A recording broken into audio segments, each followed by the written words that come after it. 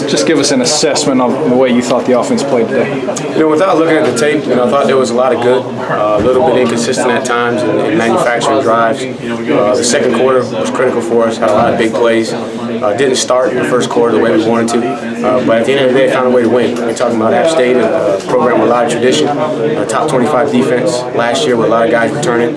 They were committed to stopping the run, so they challenged us there, and we got to do better in the running game. But overall, we found a way to win. Proud of the guys. Had some explosive plays, so you're able to see how explosive we can be, but just not quite as consistent as the first game. Were you specifically pleased with Shiron P taking advantage of the opportunity, needing someone to step up and he had one of the better games? Oh, no question. He's a guy that's been in the program for a while and just hasn't had the opportunity, whether it be injuries or just guys playing in front of him. But to see him step in for Mike and make some plays into the boundary, make some big plays down the field, builds his confidence because we're going to need him down the stretch. Home game against Louisville now. How confident are you in your offense going forward there? Oh, I didn't lose any confidence today. We know what we're capable of. We just got to commit to it every day in practice, to practicing to the standard, to come out and perform to the standard. Now Louisville is going to be a heck of a task, but I think our guys will be ready. It's a short week, so it's a quick turnaround. So again, it's going to be about the commitment level that we have on and off the field to get ourselves ready. But haven't lost any confidence. It's a good opportunity for us to go in and coach these guys hard because there's a lot of things that we can get better. But still, there's a lot of positive for us to continue to carry that momentum. Coach, 49 plays in the first half last week, 51 plays in the first half this week. You think you can maintain that kind of tempo on Thursday night? Well, we would like to. I think when everybody is committed to playing fast and we have a good feel for what they're doing on defense, then we can go fast with the calls. But it didn't feel like the tempo was as good in the first half just because of the first quarter. And we kind of hurt ourselves with a bad snap and a couple of other things. But I was surprised when we had 52 plays in the first half. So hey, we're going to push it. We definitely going to try on Thursday night. Are bad snaps more in games than they are in practice? We'll look at the tape to see if there was an issue there, but we haven't had a lot of either.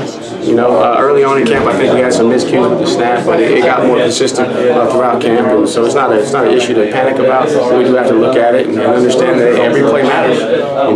What you don't want is a situation like a Florida State where you snap it over the head when you're down in the red zone, but you never know when that's going to happen, and you just got to find ways to overcome it. Is there anything more you can do to practice the art of hitting the target? I know Coach Caldwell does a great job. Those guys are always out early, getting snaps. They're getting snaps consistently and constantly throughout practice. So we believe we're doing everything we can. We just got to continue to drive and challenge the centers to be consistent and to take pride in that every time it's the same. Just like shooting a jump shot, it's got to be the same every single time. What do you see from Jay Guillermo? You talked to him about how you got close to him. What do you see from him in his action the first two games? Well, just first of all, I love his attitude.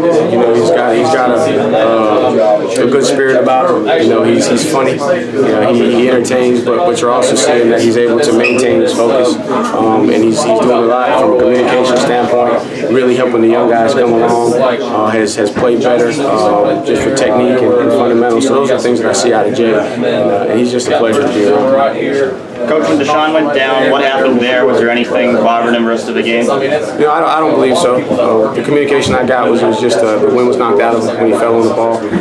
Obviously, you're in that situation, you gotta sit back and say, okay, what's the diagnosis? But I didn't see anything after that. I think did he not throw the long ball after that situation? So I didn't see anything. Overall, threw an interception on the first series, wasn't great to start, but kind of seemed to pick it up over the course of the game. How do you feel as I thought at times, really, really good, and then at some other times, and Shiron's got to help him, and the guy from App made a really, really good play on the first interception. So overall, I got to look at the tape to give a true assessment, but I was pleased with his play. He made some big plays, made some big throws. Again, I think we had four TD plays over 23 yards, so it just shows what we're capable of being explosive with him in the game. Coach, I wanted to ask you about Mitch Hyatt. As a guy you recruited, how do you feel about his performance so far? Has he met or exceeded your expectations? Oh, he's definitely met and probably exceeded. You're talking about a young man at the offensive tackle position when you're coming straight out of high school, and I know that he blocked guys like Ndici and the young man Lorenzo Carter that's at Georgia, but now he has to come in and block Shaq Lawson, guys that got 3-4 years in the weight room on him. So just for him to make that transition and just mentally how quick he picks up concepts, you don't have a whole lot of missed assignments now. He's young, so physically he'll get beat a time or two. he doesn't back down. He figures out a way to correct the issue, and he comes back and he fights, and he's a warrior. Coach, Wayne Train firmly entrenched as a starting running back. Do you see anybody emerging as the second guy in that big order? You know, today was a tough day because it was very similar schematically to Oklahoma. You're playing an odd defense where they got 7 guys near the ball, so, you know, running lanes are tight.